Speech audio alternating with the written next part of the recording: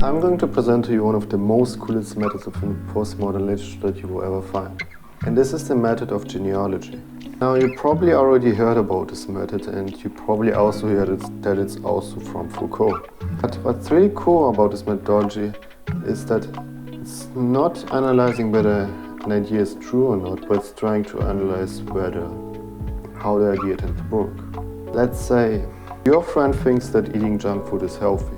Now, we can both say that this isn't true and it isn't really healthy. When you're using the method of genealogy, is to understand from where did this belief come from?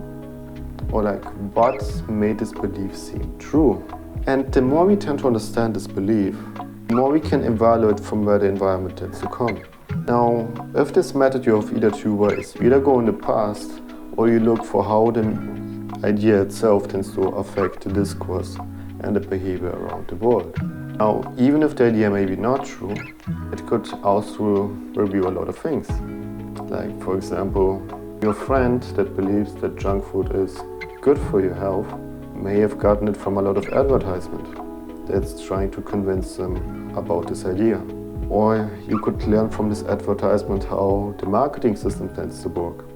And so even if the information may be false, it reveals hell of a lot about the environment and how the world tends to operate. But truths aren't just about the environment. The person may be also just lying to you, and even if he may not have a resource towards it, he may also have values that make it inevitable for him to lie to you. And so, no matter what you tend to tell or what you tend to believe in, even if it's not true, the thing that will be about true is that it reveals a lot about the context around from where a belief tends to have formed itself. And the more you tend to understand the context, the more you will be able to evaluate and judge it properly to how to deal with a certain way of thinking. If you know its resources, you know how the belief has formed itself. And in order to even justify a belief, you need the proof, you need the evidence. And this is also included within the method of genealogy.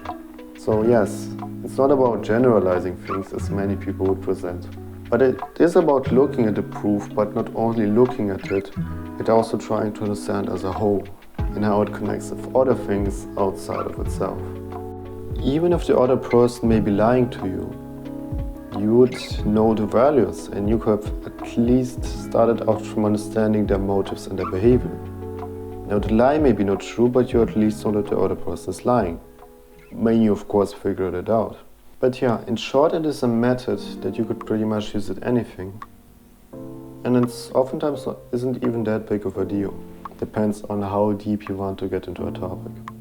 It's also pretty practical and comes towards understanding what's happening in your life. Now, if you're interested, I could also discuss how you could use this method in order to solve problems within your life. But yeah, just tell me what you think about it, and perhaps I also make another video about it. Thanks for listening.